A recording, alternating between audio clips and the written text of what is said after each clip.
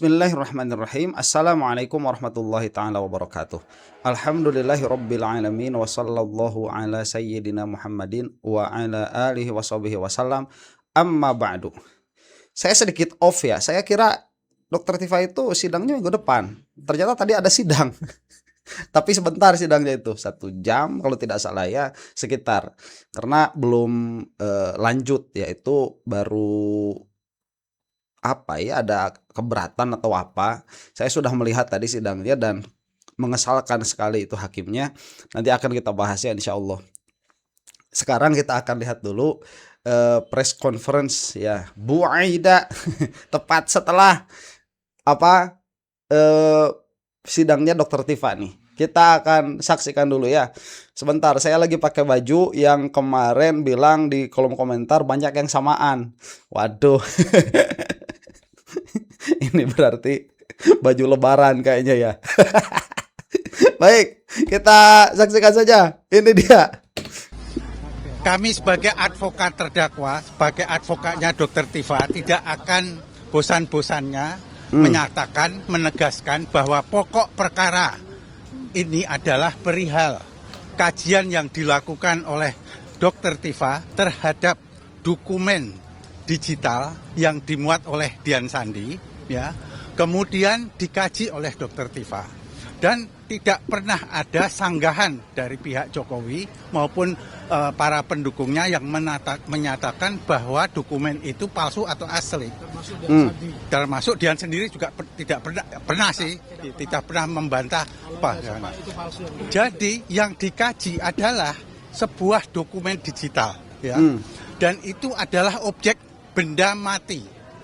Artinya benda mati itu dia tidak punya perasaan. Dia tidak punya perasaan difitnah atau dicemarkan karena memang dia adalah benda mati. Jadi yang dilakukan oleh Dokter Tifa itu dalam rangka melaksanakan amanah konstitusinya untuk menyampaikan pikiran dan pendapatnya tentang barang bukti itu. Ya. Jadi tidak ada di situ harus ada mens reanya. Ya.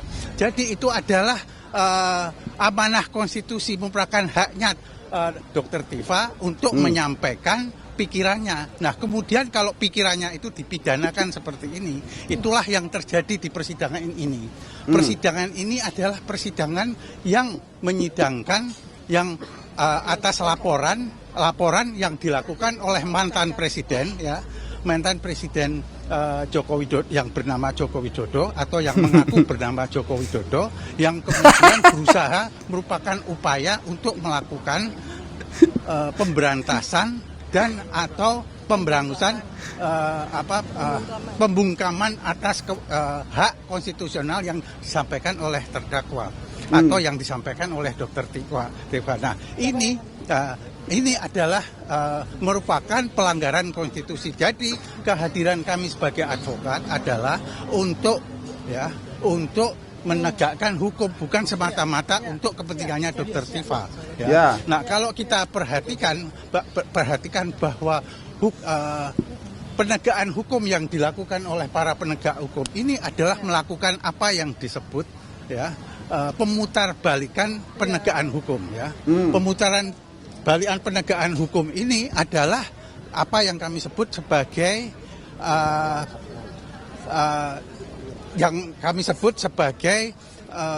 pemutarbalikan proses penegakan hukum atau yang disebut adalah yang kami istilahkan sebagai reversal of judicial process. Apa ini artinya? Yang seharusnya dijadikan terdakwa itu adalah Joko Widodo, namun kemudian yang didudukkan sebagai terdakwa adalah proses sebaliknya, yaitu Dokter Tifa. Penegakan hukum seperti ini, ya, adalah ancaman serius terhadap kehidupan berdemokrasi dan bernegara secara berkeadilan. Ya. Karena hukum itu, ya, hukum itu diciptakan bukan untuk nakut-nakuti warga negaranya, ya, begitu ya. Baiklah, saya lanjutkan. Baik, sebentar sebelum ke Pak Al-Katiri ya, ini ajib ini. Mohon maaf, saya Alpa atas nama beliau karena saya jarang melihat begitu ya. Entah yang beliau itu sering tampil atau tidak. Hanya setahu saya juga tadi tidak diperkenalkan. Nah, ini masukannya supaya nanti memperkenalkan saja. Seperti siapa di kubunya Mas Roy itu kan kalau ada konvers selalu memperkenalkan, selalu menyebutkan namanya. Tapi ini ajib ya yang dikatakan oleh tim hukumnya Dokter Tifa ya, bahwa ini kan tuduhan tuh pencemaran nama baik. Padahal yang dituduh palsu itu adalah ijazahnya Jokowi atas penelitian dokumen yang diupload oleh Dian Sandi. Jadi objek penelitiannya adalah uploadan Dian Sandi. Kesimpulannya apabila linear dan sesuai antara apa yang diupload dengan aslinya, maka yang aslinya itu dia palsu. Nah kan yang dituduh, kamu palsu. Kan bukan giginya Jokowi yang dituduh palsu ya. Kalau giginya Jokowi yang dituduh palsu, punya perasaan itu bisa mungkin melaporkan Joko Widodo itu. Makanya tadi dikatakan ini adalah reversal justice system begitu ya, judicial process. Ini adalah reversal judicial process. Tatkala ada laporan Dumas kan harusnya dilaporkan, tapi kan Dokter Tifa tidak melaporkan di sini. Yang melaporkan itu kan yang di tim yang satunya lagi ya, yang klaster 1 tuh. Harusnya kan ini dilaporkan ke Dumas ya, pengaduan masyarakat. Tadi itu sudah dilaporkan. Pak, saya punya sangkaan nih, ijazahnya Jokowi itu palsu. Kan harusnya polisi menyidik ijazahnya Jokowi, bukan malah yang mengatakan palsu ini yang diproses begitu. Ini keterbalikan. Dan tadi dikatakan tidak ada mens rea, itu betul. Yang ajib itu ini ya, benda mati tidak punya perasaan. Emang. Nah terus Jokowi itu ngapain? Ya dituduh ijazahnya palsu. Lah kalau misalkan saya mau bilang sepatu kamu Nike KW tuh, masa saya bisa dilaporkan ya? Karena kan unsurnya sama tuh. Kemudian tadi juga ada bahasa ini atas presiden atau mantan presiden yang mengaku bernama Jokowi. Ajib ya. Karena setahu saya ya, akte kelahirannya pun bermasalah kan, aktenya itu. Ya PKI mana ada punya akte. Kita lanjutkan nih. Seperti yang diketahui oleh media tadi, Pak Katiri, ada beberapa hal. Di antaranya kami diberikan dari awal, kami meminta berita acara pemeriksaan yang merupakan hak kami, tapi tidak diberikan. Bahkan di persidangan manapun juga di sesuai KUHAP, yang namanya berita acara itu termasuk berita acara ahli. Ada 26 ahli, termasuk 4 ahli digital forensik, itu tidak diberikan BAP-nya pada kami. Padahal kami ingin tahu di digital itu apa pemeriksaannya gitu. Apa benar diperiksa atau tidak. Tidak diberikan. Dan itu dihalang-halangi. Bayangkan, kami berani mengatakan kami tidak akan memberikan dan sebagainya. Hakimnya mengatakan harus diberikan karena itu adalah amanat dari KUHAP. Nanti kita bahas itu. Nah, pertanyaan ada apa ini? 26 ahli. Kami tahunya dari mana? Karena ada di summary. Kami diberi summary, itu ada ahli-ahli itu. Ya kan, ada beberapa profesor, beberapa doktor dari universitas, yang mana ya otomatis universitasnya juga bertanggung jawab kalau ada kekeliruan di situ kan. Itu satu. Kedua, beliau ini kan masih disuruh wajib lapor di kejaksaan. Kan sekarang itu kan kewenangan bukan kewenangan kejaksaan lagi.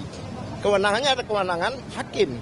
Makanya saya tanyakan, apa masih untuk wajib lapor? Hakim katakan sudah tidak perlu karena setiap minggu sudah kami hadirkan di persidangan. Terima kasih. Nanti kita bahas juga itu ya. Baik, itu nanti akan kita bahas karena perbincangannya pun tidak sesimpel itu. Pak Al-Katiri di sini hanya menyebutkan yang simpel saja. Permasalahan mengenai back and forth di antara kejaksaan, hakim, kemudian PH-nya Dokter Tifa ini tidak sesimpel itu ya. Akan kita bahas nanti. Ada keinginan sebentar saya jawab, saya terangkan dulu. Teman-teman wartawan, yang ketiga terkait dakwaan Undang-Undang ITE pasal 35 dan 32. Yang pertama terhadap dakwaan ini, saudara penuntut umum menghadirkan apa yang disebut berita acara pemeriksaan laboratoris kriminal. Ada 2 laporan laboratoris kriminal yang disebutkan dalam surat dakwaan. Tetapi ternyata dalam daftar barang bukti tidak satu pun dari apa yang disebut berita acara pemeriksaan laboratoris itu yang dilampirkan.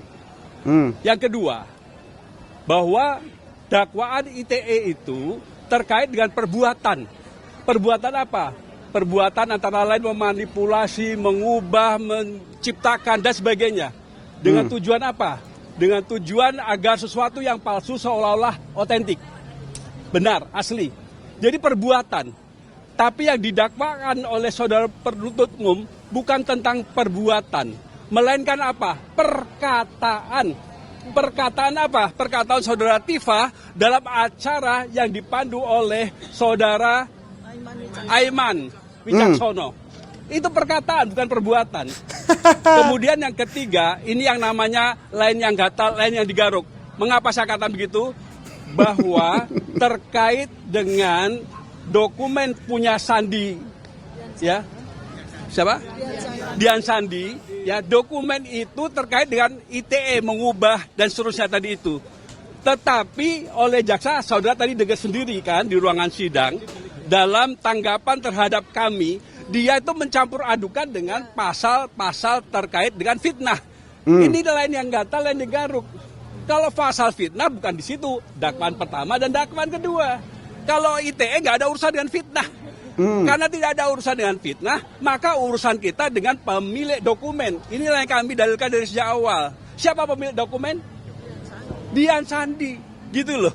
Nah, Dian Sandi itu nggak pernah ngelapor, nggak pernah keberatan. Yang keempat, kalau jaksa akan menggunakan kegiatan perkataan saudara Tifa dalam acara dengan Aiman Wicaksono sebagai delik perbuatan mengubah, menciptakan dan sebagainya, maka yang terjadi haruslah pertama kali dahulu adalah Jokowi mengatakan apa yang dimiliki oleh Dian Sandi itu benar adalah ijazah saya. Dan saya keberatan dengan perbuatan saudara Tifa. Ini tidak pernah ada pengakuan oleh saudara Jokowi bahwa yang ditunjukkan oleh saudara Dian Sandi itu adalah miliknya. Benar seperti itulah dokumen saya, ijazah saya, nggak pernah ada itu. Mengapa sekarang tiba-tiba dia teriak-teriak, ya seolah-olah itu adalah miliknya. Kalau betul, ya dia nggak usah menunjukkan ijazahnya. Dia cukup mengatakan kepada pers, pada kita semua, bahwa itu yang ditunjukkan saudara Dian Sandi milik saya. Saya keberatan diolah oleh saudara Tifa. Begitu kira-kira. Terima kasih. Baik sebentar ya sebelum ke pertanyaan ini. Ini mengenai perihal dakwaan ITE 3235. Dian Sandi disebut lagi. Karena memang permasalahannya itu di Dian Sandi. Tapi sampai sekarang dia gaib. Yang mana mengatakan yang namanya undang-undang ITE itu harus ada manipulasi ataupun mengubah sesuatu yang tadinya palsu terlihat menjadi asli. Nanti yang korbannya itu baik manusia ataupun mesin. Nah ini kan perbuatan unsurnya itu, memanipulasi atau merubah. Lah kok yang dijadikan bukti malah perkataan? Di sini muncul nama Aiman, perkataan yang ada di acara Aiman. Nah makanya saya bilang kemarin Aiman sudah jadi termul. Karena untuk menjadikan acara Aiman sebagai bukti itu perlu izin dari redaksi. Dan setahu saya kan ketua redaksinya juga Aiman di situ. Kalau tidak mengizinkan, batal itu sebagai barang bukti karena barang bukti yang tidak diperoleh secara legal itu. Apakah punya kewenangan kepolisian penyidik itu untuk mengambil video misalkan begitu saja, yang mana setahu saya iNews itu, saya juga ditegur beberapa kali itu oleh iNews, itu mendaftarkan kontennya setahu saya ya ke bukan copyright sih, memang ada dua jenis pendaftaran konten itu. Jenis yang pertama yang tidak terlalu ketat itu didaftarkan setahu saya.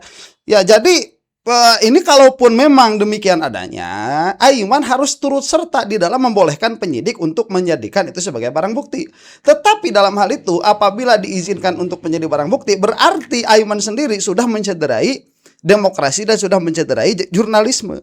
Kemudian dikatakan di sini ya, ITE tidak ada urusan dengan fitnah. Betul itu. Lah kenapa ini malah diantara mengargumenkan didakwakannya undang-undang ITE dibawa-bawa fitnah? Ya ini kan memang mencampur adukan pasal.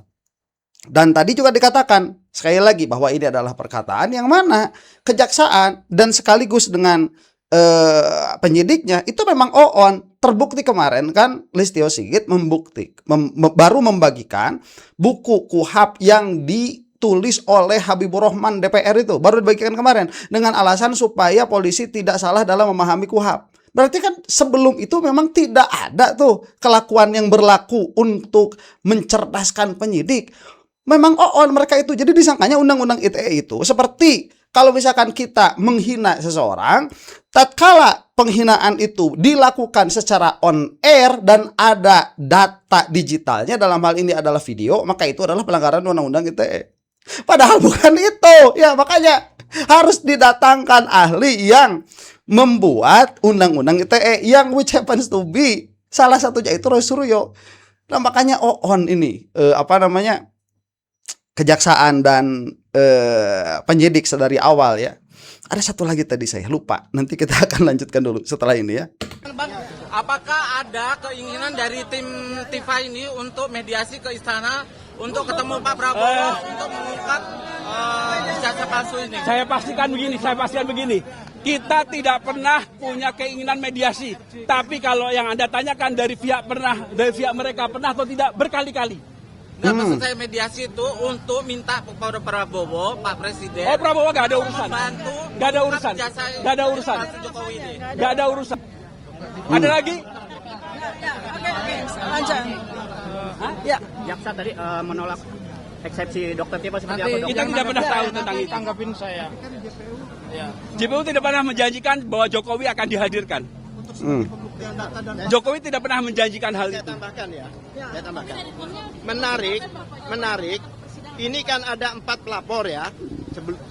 Kan ada Lex Sumanan dan sebagainya, ada Jokowi 4 pelapor. Di dalam BAP yang judulnya pelapor hanya 3 orang itu. Jokowi tulisannya saksi di situ. Makanya kami bingung juga. Makanya kami akan uji di persidangan ini. Oh iya, ini yang jaksa Ini baru. Ya, begini ya tadi. Sebentar ya. Ini baru terungkap. Saya mau mengulang dulu sedikit nih. Sebentar. Judulnya pelapor hanya 3 orang itu. Jokowi tulisannya saksi. Oke, sebentar. Di dalam BAP yang judulnya pelapor hanya 3 orang itu. Jokowi tulisannya saksi di situ. Makanya kami bingung juga. Makanya kami akan uji di persidangan ini. Baik. Itu sudah dari awal berarti memang Jokowi nggak bakalan hadir. Lah Jokowi sebagai saksi bukan sebagai pelapor di dalam BAP-nya itu. Ya, ini harus tahu Yang Mulia Udin harus tahu ini jebakan untuk Dr. Tifa dan Roy Suryo. Malah jongkrok aja. Ya. Nanti kita terus saya kejar Udin. Biar tahu sengkleknya pola pikir si Udin ya. Kita terusin dulu ya. Ternyata pelapor bukan Jokowi. Ya Allah. 3 orang ini cumanan lah terus. Sama berarti persis ini mah dengan Gus Nur dan siapa? Bambang Tri ya. Nah, itu nanti akan kita bahas ya. Bambang Tri dan Gus Nur itu. Sekarang kita saksikan dulu. Kita teruskan dulu nih. Oh iya, ini yang jaksa menolak. Ya, begini ya tadi. Ya, saya memberikan sebuah kesan saja ya. Ya, begini ya. Tadi saya mendengarkan tanggapan dari JPU atas nota perlawanan yang kami berikan ya pada minggu lalu. Ya, kurang lebih apa tanggapan dari JPU itu sudah jelaskan ya, kita semua juga mendengarkan. Nah, saya ingin menyampaikan sebuah kesan saja ya, pada saat saya mendengarkan itu. Begini ya, teman-teman semuanya, saya ingin mengingatkan kepada semua masyarakat Indonesia, bahwa seseorang bernama Joko Widodo itu sudah menjadi pejabat publik sejak tahun 2005. Ketika menjadi wali kota 2 kali, kemudian menjadi gubernur DKI Jakarta, kemudian menjadi presiden 2 kali. Nah, apakah Anda ingat kapan pertama kalinya Joko Widodo itu mengaku bahwa dia lulusan dari UGM? Itu tahun 2017. Jadi pada waktu beliau itu menjadi wali kota, tidak pernah ada satu kata pun yang menyatakan beliau adalah lulusan UGM ya, dan kemudian tidak ada cerita ada pernah reuni, tidak pernah ada cerita membawa teman-temannya ke Balai Kota Loji Gandrung Solo ya, termasuk juga ketika beliau menjadi gubernur 2 tahun. Tidak pernah ada cerita beliau bikin reuni dan sebagainya. Baru pertama kali kita tahu dari acara reuni tahun 2017 UGM itu ketika seorang bernama Bambang Tri yang membuka kunci kotak Pandora itu dihukum 5,5 tahun di tahun 2016. Nah, sejak itu peristiwa ini bergulir. Nah, jadi ya saya ingin sampaikan ya bahwa yang bersangkutan itu ya di luar dari perkara yang kemudian dia laporkan, beliau tidak pernah ya sungguh pun sudah menjadi pejabat publik selama 10 tahun tidak pernah mengakui lulusan UGM. Tidak pernah datang ke UGM dan tidak pernah diundang oleh UGM. Itu adalah sebuah ketidaklaziman pada kampus kami UGM. Karena kampus UGM, kampus saya, itu sangat bangga dengan lulusan-lulusannya yang berhasil atau dianggap berhasil. Apalagi ini pejabat publik, apalagi ini adalah wali kota, gubernur, apalagi bahkan presiden. Tapi UGM sama sekali tidak pernah mengundang secara formal, secara resmi. Bahkan pada acara yang setiap tahunnya kami semua alumni UGM itu hadir, yaitu pada acara Dies Natalis, ya, di mana kita itu melakukan perjalanan dari kampus UGM pertama, itu selalu ada napak tilas, itu selalu ada pejabat-pejabat. Contoh seperti Pak Ganjar Pranowo selalu hadir setiap tahun, tapi saya, Anies Baswedan, selalu hadir setiap tahun. Demikian juga dengan saya dan Mas Roy, Pak Mahfud MD, jadi semua. Tapi tidak pernah kami melihat ya Joko Widodo ikut satu kali pun dalam acara Dies Natalis tersebut, ya. Nah, jadi kemudian yang paling penting tadi sudah disampaikan. Sebentar ya sebelum ke situ nih. Ini, jadi kalau misalkan bilang tidak ada perlawanan, coba lihat di tengah-tengah sidang saja, Dr. Tifa masih membicarakan kejanggalan pengakuan Jokowi sebagai lulusan UGM. Jadi dikatakan tadi ya, semenjak jadi wali kota, kemudian di DKI, kemudian jadi presiden, itu baru mengaku lulusan UGM tahun 2017. Sebelum itu tidak pernah ada kata UGM sama sekali keluar dari mulutnya Joko Widodo. Nah ini kalau 2017 itu yang apa urusannya? Pratikno mungkin ya. Tolong tuliskan di bawah kolom komentar tuh, apakah di situ Pratikno udah masuk atau belum.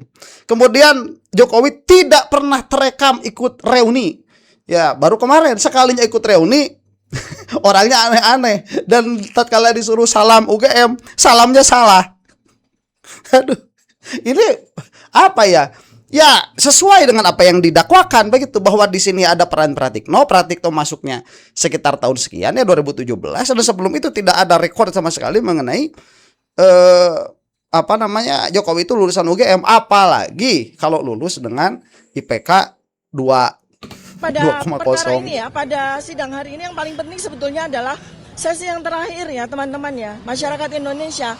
Anda semua bisa melihat betapa enggannya, betapa tidak maunya jaksa penuntut umum menyerahkan berita acara BAP dari ahli ya, sebanyak 26 orang ahli yang dihadirkan oleh Polda Metro Jaya.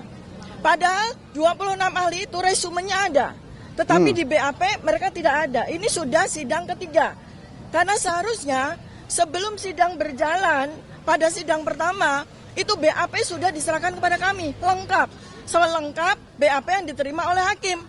Tapi kami sudah meminta 3 kali, melalui surat sudah kami minta, melalui sidang juga kami minta.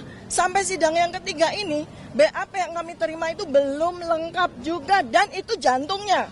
Itu yang paling penting, yaitu ahli dari Polda Metro Jaya dan 4 orang ahli digital forensik.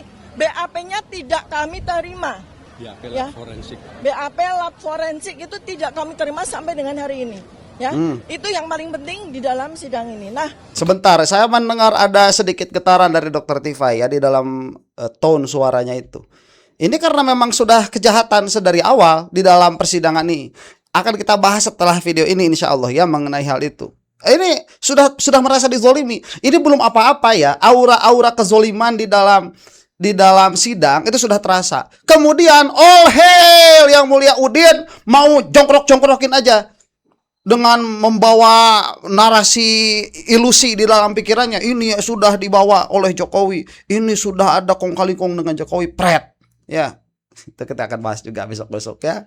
Mudah-mudahan kita semua berdoa agar minggu depan di mana jawaban atas eksepsi kami itu diberikan dengan penuh hikmat kebijaksanaan, dengan penuh kecerdasan akhlak, hidayah dari Allah Subhanahu wa taala kepada para hakim. Amin. Ya, supaya hakim memberikan keputusan yang seadil-adilnya dan sebenar-benarnya. Terima kasih.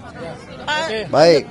Baik, itu jelas ya dari Dr. Tifa. Coba lihat, rasakan bagaimana keadaan psikologis dituntut 8 sampai 12 tahun penjara.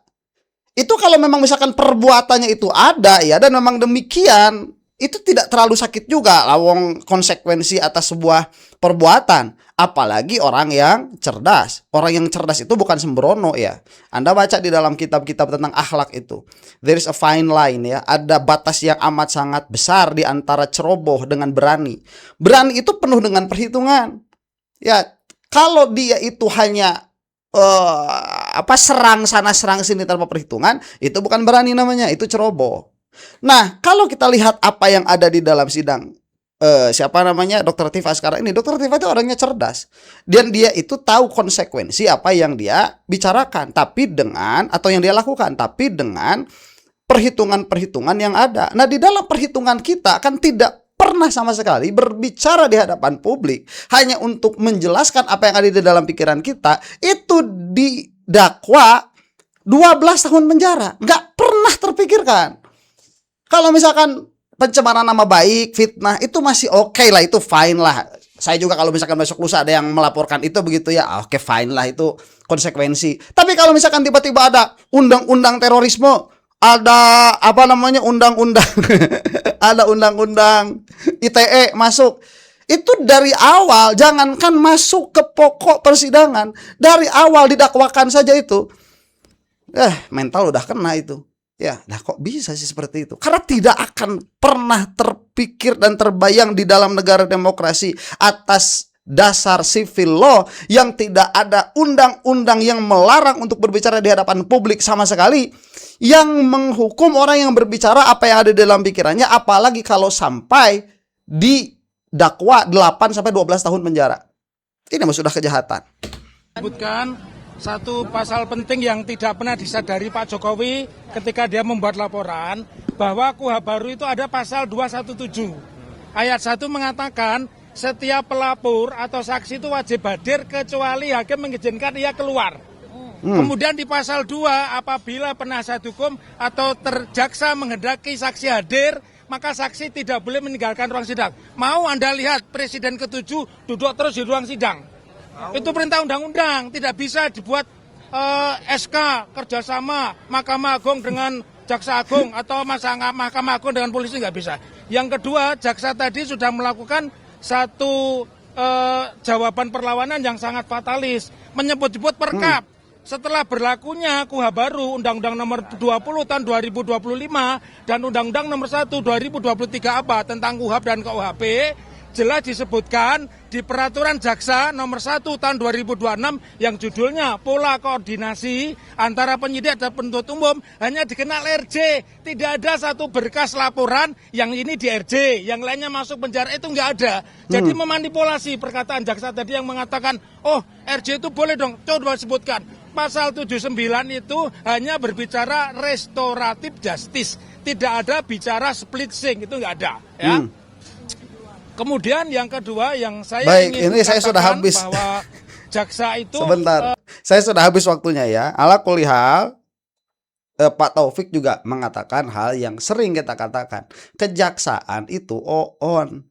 Ya, kalau mereka tidak on, jelas berarti mereka itu apa? Bersekongkol dengan siapa? Dengan pelapor. Siapa? Jokowi. Siapa? Udah kayak oleh Udin aja saya nih. Baik ya, demikian. Saya rasa itu cukup.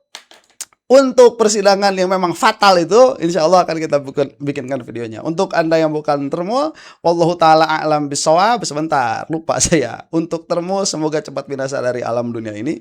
Untuk Anda yang bukan termul, wallahu ta'ala a'lam bisawab. Assalamualaikum warahmatullahi ta'ala wabarakatuh.